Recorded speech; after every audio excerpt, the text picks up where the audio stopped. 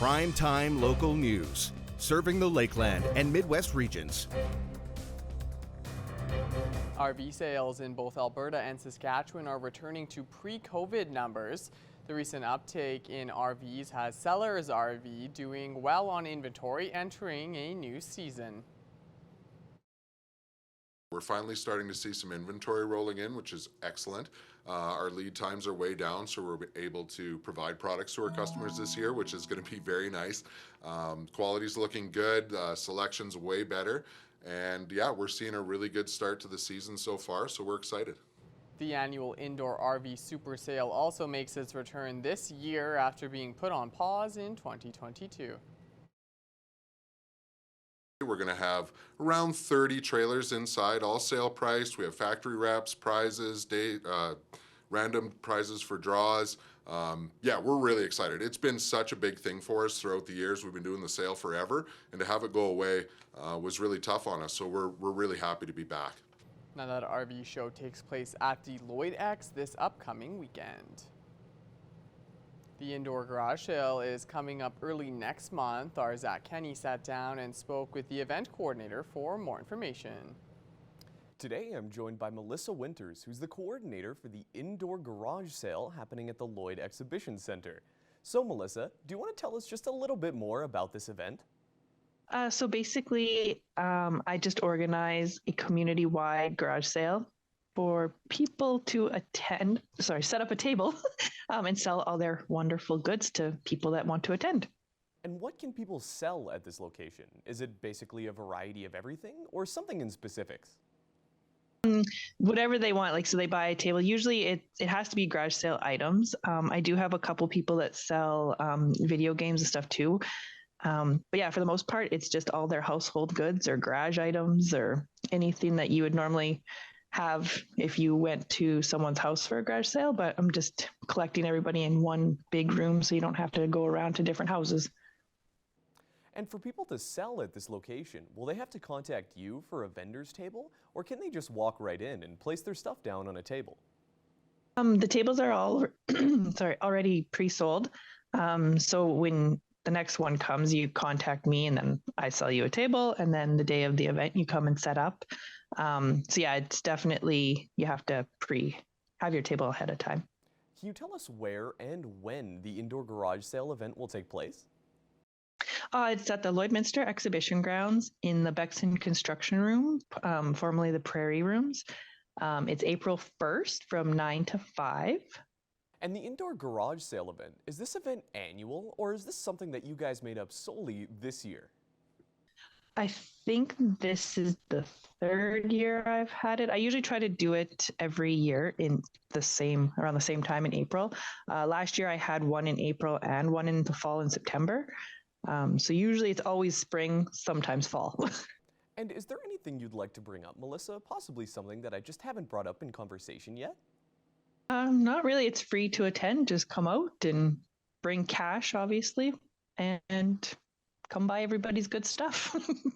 And are there certain tables selling certain genres of items, or is it just going to be a big mix mash of everything altogether?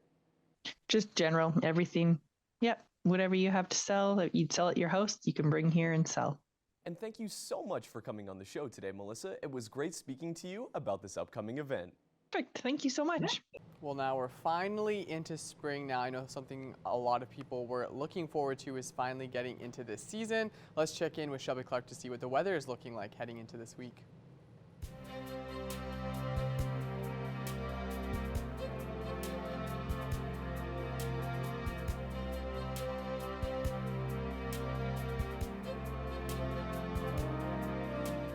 Thank you so much, Mr. Jason Mackey. Yes, spring is finally here. I think everybody's really happy to know that the winter season is finally over. I know I am. And right now here in the border city, we're just sitting at -5. So looking at that single digit once again. And with that wind chill, not even hitting those double digits, we're just sitting at -9 with that wind chill. So only slightly cooler than what we are seeing right now with that -5. And that mixture of some sun and cloud, having a lot more of that sunshine peeking through the clouds and in the sky, I think really helps warm things up. So hopefully everybody's enjoying enjoying their beautiful day today, because I think we are seeing some beautiful days ahead for this week in the Border City. Looking at our school day forecast for all the kiddos out there for tomorrow, starting off, we will be cooling quite down with that -15 with those double digits as they start off right in the morning around 8 a.m. Going throughout the day around recess and lunchtime, it will definitely be warming up to around -9, and by the time the school day is out, -5, and going to be expecting a lot more sun peeking behind those clouds by the time they are out of class, so that'll be very nice treat indeed. Switching over to temperatures across the region for Alberta and Saskatchewan. On the Alberta side, most spots seeing around -4 to -6 degrees is what we are looking at on our Alberta side, so definitely matching with us more here in the Border City. We go a bit higher up and they're looking slightly warmer just by a couple degrees with -3 for Bonnyville and Cold Lake, but we are definitely looking at some nice conditions on our Alberta side. Some aren't seeing those plus temperatures at all right now, but of course we are still seeing those single digits, so can't really complain. As we go over to our Saskatchewan side here across our region, they are kind of matching with us with those conditions on our Alberta side. So most are seeing, between -4 to -6 degrees. We are seeing that -3 there in Pearson, and we go a bit lower. They slightly cool down from there. Macklin and North Battleford just seeing -7. That's probably the coolest we are looking at across our region. But North Battleford will be cooling quite down, right down, as they go through their evening low with that low of -16. So seeing those double digits hit right back. They won't be seeing any crazy conditions. It will be quite calm tonight. They won't be seeing a high chance of some flurries, so that will be a nice break. And then for their Wednesday, North Battleford will be looking at -5 for their daytime highs, so that nice single digit and a mixture of some sun and clouds. So beautiful day expected for North Battleford tomorrow. Cold Lake will be cooling down to that low of -19, so almost hitting that -20 for their evening low. Aren't expecting a high chance of some flurries either, so it will be pretty calm, although it will be quite cool. And then for their daytime high tomorrow, hitting that 0 mark, so warming up compared to what they are seeing right now, and they will be seeing some sunnier conditions. So beautiful Wednesday ahead for Cold Lake. And for us here in the Border City, we will be going down to that low of -15, so almost quite hitting that -20, but not quite yet, because we aren't going to be seeing any crazy wind chills throughout the evening, so we will kind of be sitting at that low of -15 to -16, so we will be cooling down tonight, but also not seeing a high chance of some flurries. Then for our day tomorrow, for our Wednesday, -3 for our daytime high, nice single digit, and a mixture of some sun and clouds. So be prepared for a beautiful Wednesday here in the Border City. Now ending off with another look at one of your weather photo submissions. This one's got an animal in it, a nice bunny. Very cute shot here, Sharon. Thank you so much. You all can submit on our Facebook page. I will use them on my weather segments. That's all I have for now for a first look at your weather forecast. Thanks for that, Shelby. After the break, the federal government's reaction to a tailing pond spill that went unreported for months near Fort McMurray.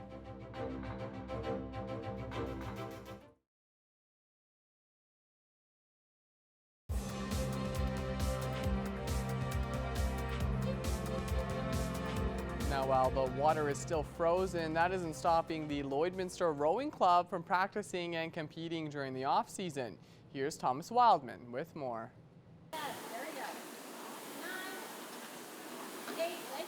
This is the ERG, and it is the key to rowers' success in training during the off-season. So first of all, they're the Concept 2 PM5 rowers, which are an exceptional training tool in the off season. So what the rowing machine is able to do is able to simulate, number one, the fitness, and number two, the sequencing on the rowing machine is the exact same as you would use on the water in your boat. So it builds up your cardio endurance, it builds up your strength sequencing, and it's a great way to gather a team through the winter season when we're unable to get on the water. The team is not only training right now for the water season, it has also been competing with other teams across Saskatchewan throughout the winter. These competitions will all come to a close this weekend. It's a winter season competition, which is great for athletes to remain as a team and to continue to train. So we started late November working out as a group and collectively completing workouts that were presented by the provincial coach. Every 2 weeks we'd submit a score based on our outcome and we'd be ranked within the province. So this is the wind up of our winter series, which is the Saskatchewan Indoor Rowing Championships, where we all gather in Saskatoon to then reevaluate and test our fitness and is in a competition. While it's great that the rowers are still able to work out and compete during the off-season, for people like new coach Billy Long, they're looking forward to being back on the water. Okay, so it is a lot different than on the ERG. It's like the boat itself. Like, you have to learn the motions and the techniques, like with the oars, right? I coach and teach like how to properly even get in the boat, before even on the water, because it's safety. It's for safety, right? We really try to help people feel comfortable in getting in the boat and to find rhythm and making sure that we're like learning technique before power comes. If you are interested in joining, check out the Lloydminster Rowing Club Facebook page. Thomas Wildman, Primetime, Local News. And now it's time for us to check in once again with Shelby Clark for another look at your favorite weather.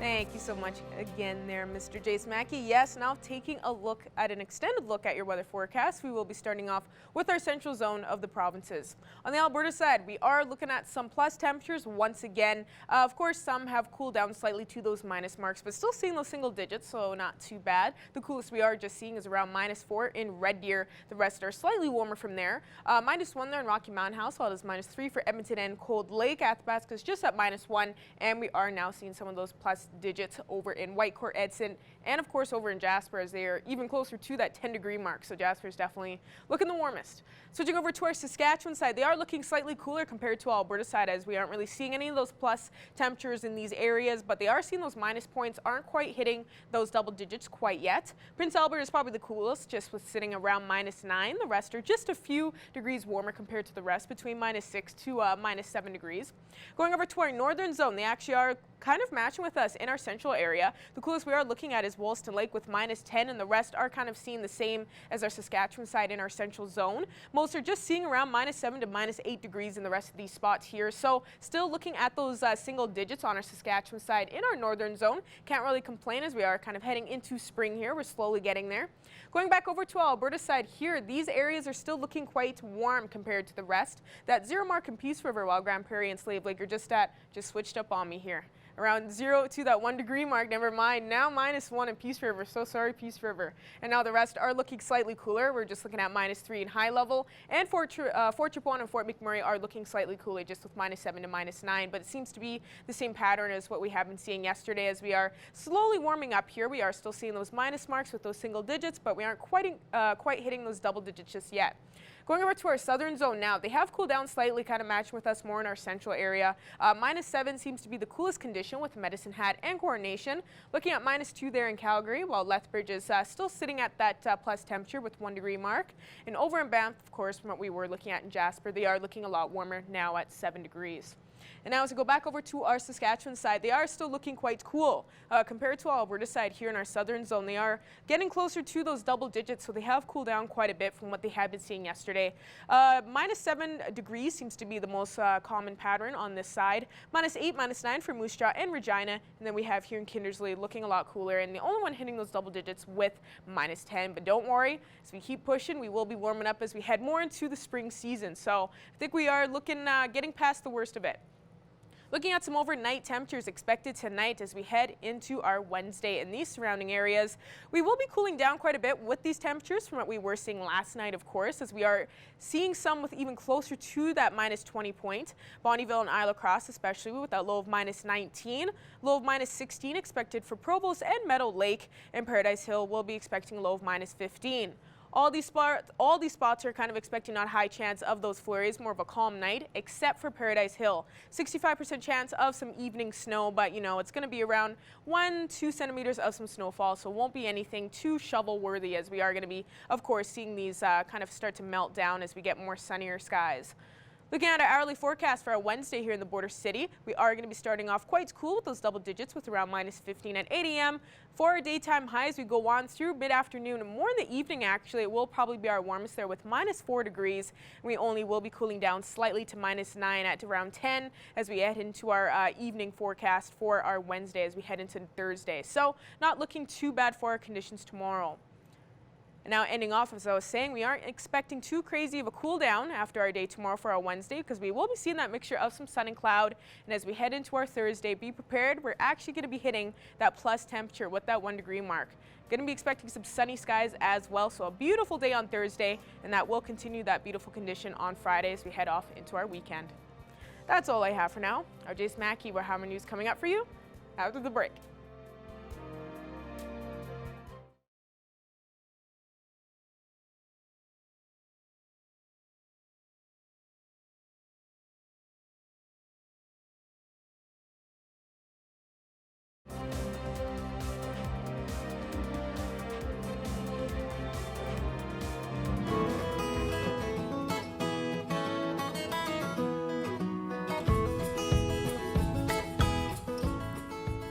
I'm back at Border Paws Animal Rescue for another edition of Pet Project, and today we have a gorgeous cat named Betty Lou, and she came in as a stray with some other kittens with her litter. Tell me a little bit about her journey to get here and kind of about her personality.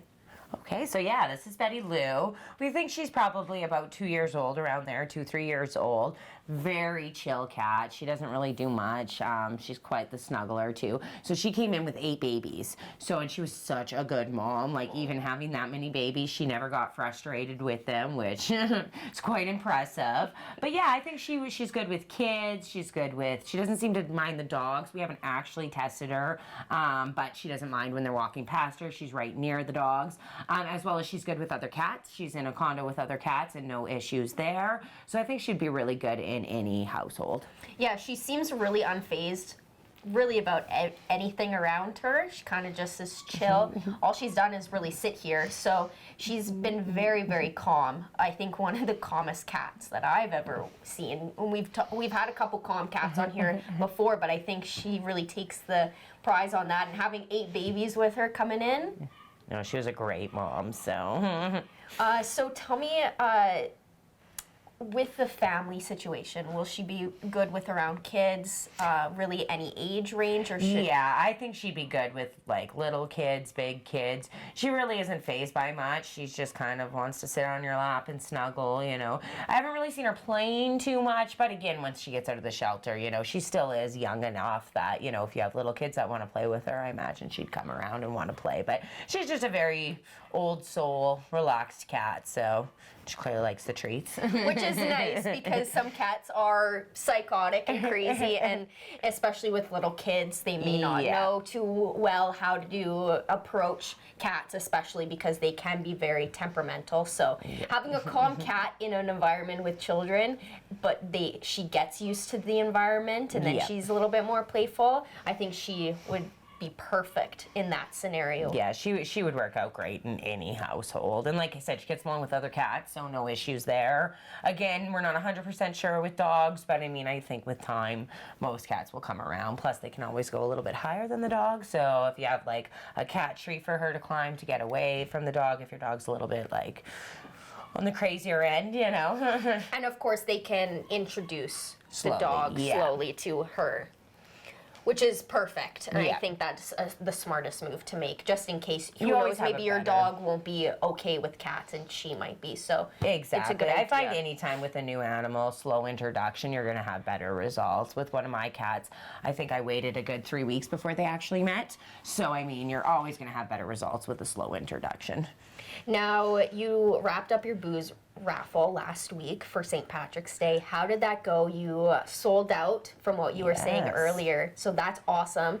Tell me about it being sold out and the money that you guys raised and everything about that. Yeah, so it was awesome. I mean, we sold out. We actually sold the last ticket right at the end because it went till Friday at noon, and we sold the last ticket right at noon. But yeah, it was really nice to see it sell out, and also a lot of people donated on top of buying tickets, so it was really nice. I believe originally with just tickets sold, it would have only been $2,500, and with all the extra donations from the community, we ended up doing over $3,200, so it was really nice to see. Which is amazing, and especially since you weren't asking for donations on top of the tickets, which is, it's great seeing that community support. And you have a couple other events one, the Pampered Chef, which has already started. Tell me a little bit about that and how that's going. So yeah, that's going really good so far. So you can just head to our Facebook page. There's a link right on there. It's going all the way till the end of the month, so March 31st, and it's got all of your great Pampered Chef products, and they are giving us a proceed of the sales to it. So yeah, if you like Pampered Chef, I know they've got a lot of great things. Check it out, and you can order all the way up to March 31st on that one. And then you have an event also this weekend. Yes, we have an event on our cats. We're still quite full with everybody. So we have an event at PetSmart this Saturday, March 25th, and this Sunday, March 26th from 12 to 5. We'll have some kitties set up at PetSmart. And then because we want to celebrate spring, hopefully this will mean nicer weather coming along, we're going to have pick a flower. So basically we'll have a bouquet of flowers, and you pick a flower from that, and it's going to have a discount price, anywhere from 10% to 50% off. That's amazing. And if Betty Lou isn't adopted through this, will she also be available at the event? Absolutely. Any of our cats will be. So that'll be on adult cats as well as kittens. We don't have tons of kittens at the moment. I'm sure that will change soon with kitten season starting. Yeah. But yeah, that'll be on any of our adoptable cats. And same question I ask every week because it's super important. Is there any donations that you're in need of? So dog food, we do have a lot of cat food. Also bedding, we can always use bedding. We do have quite a bit right now, but with the puppies, we go through it like crazy. So yeah, I would just say bedding, blankets, and then also any cleaning products, you know, dish soap, laundry detergent, Lysol, any of that kind of stuff we can always use as well. And something that just came to my mind, if somebody doesn't really know exactly what to get, could they just get you like a gift card to PetSmart or even an Amazon gift card as well? Gift cards are always a great way to go. If you're not really sure, we can definitely use gift cards. So if that's something you want to do, that's a perfect route to go. Awesome. Well, thank you so much for joining me again. And Betty Lou was a fantastic guest. She's super calm, so I have no doubt that she would make the perfect addition to any household with any age of kids. And like you said, she's fine with other cats as well, so existing pets shouldn't be an issue either. So I think she'd be perfect. Yes, absolutely.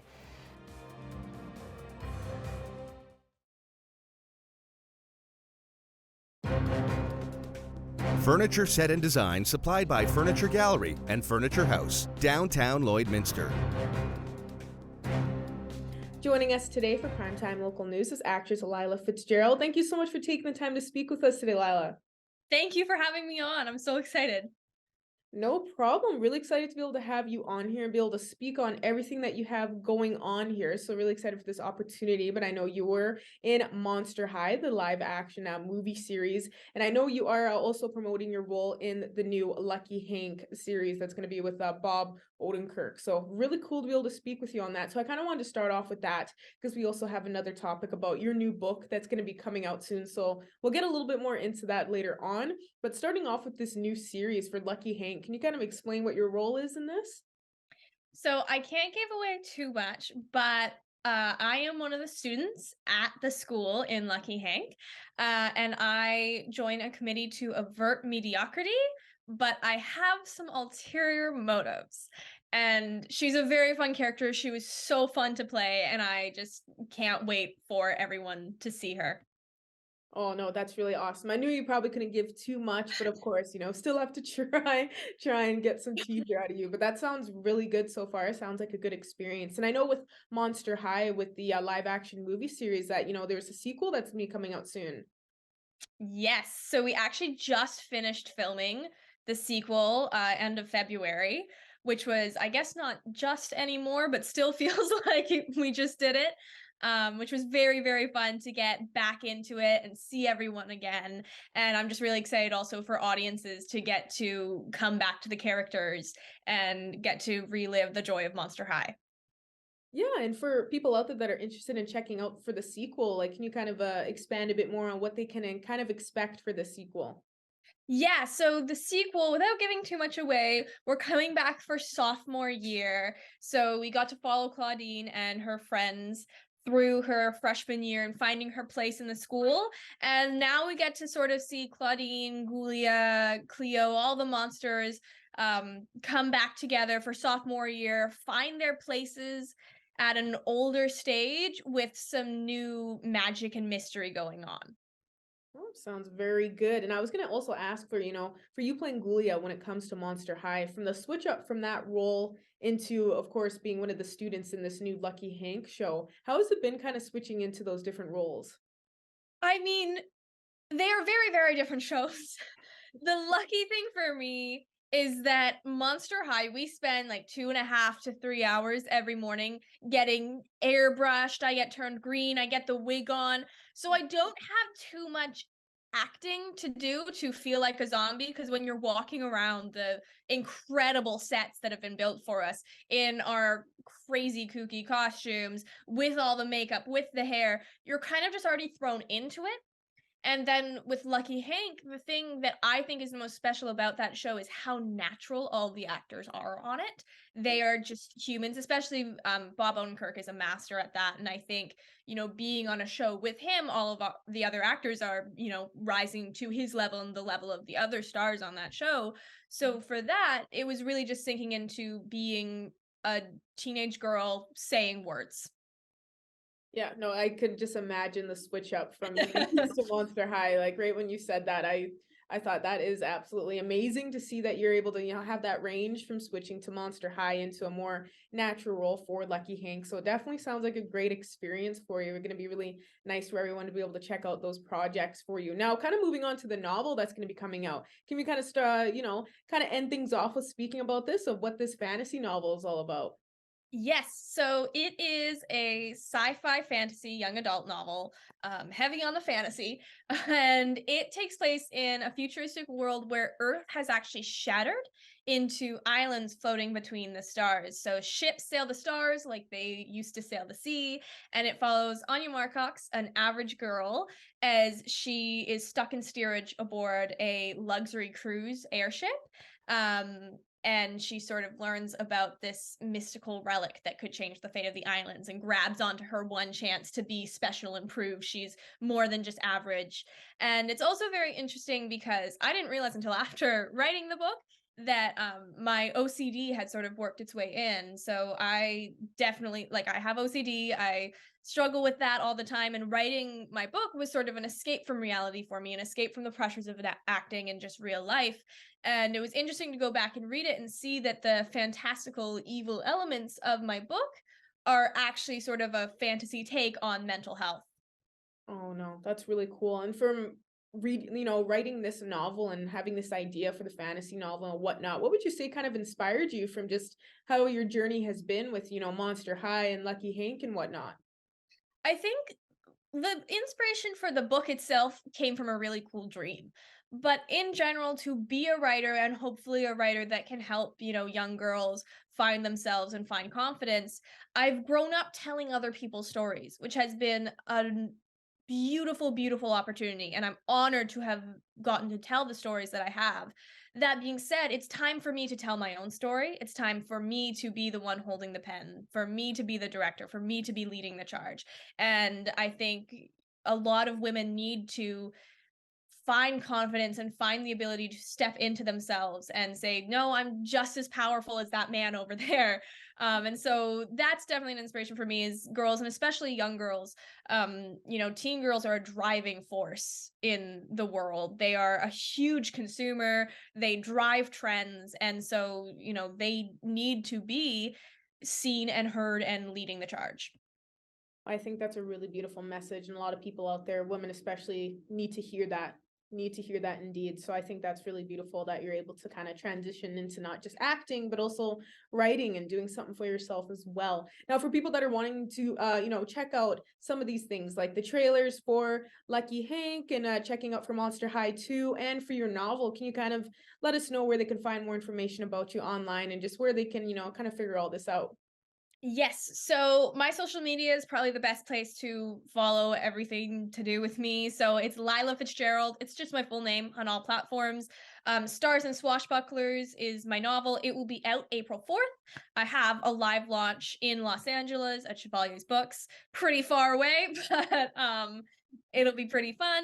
And you can pre-order my book pretty soon. I have all the links in my bio on my Instagram. Perfect, perfect. Well, once again, thank you so much for joining us today, Lila. It was really nice speaking with you, and congrats on doing all this. I think it's going to be really great, and you'll be seeing lots of support. Thank you so much. Thank you for chatting with me. Ending off with taking a quick look at your extended forecast here as we look through the week. We will be looking at a beautiful day tomorrow for a Wednesday, -3, so that single digit once again. Mixture of some sun and clouds, so be prepared for another sunny day. And that will even continue on to Thursday, even nicer day, hitting that +degree mark. So springtime is officially here. Make sure to get out there and enjoy it, because we will be looking at -2 for Friday and Saturday as we head into the weekend. And we will be seeing these single digits continue on into the weekend and even past it. So we head into next week with -6 Monday and -4 next Tuesday. All right, thank you so much for that, Shelby. I complained that we didn't have an above zero temperature last week. We got one this week. Thank you so much for that. And thank you all so much for joining us for this edition of Primetime Local News. Have a great night, and we'll see you again here tomorrow.